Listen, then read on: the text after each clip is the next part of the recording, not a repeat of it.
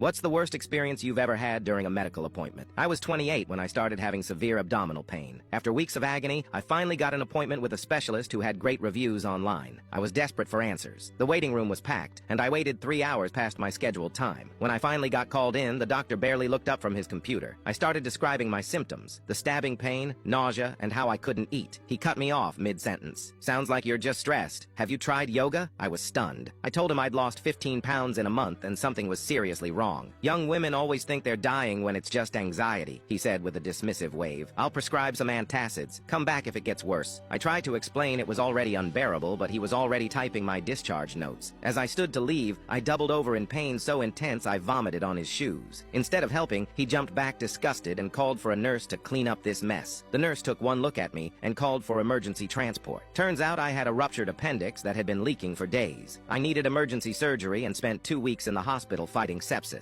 When I recovered, I filed a formal complaint with the medical board, including the records showing I'd been dismissed without proper examination. 6 months later, that doctor was suspended pending review of multiple similar complaints. I now work as a patient advocate at that same hospital, making sure no one else gets dismissed the way I was.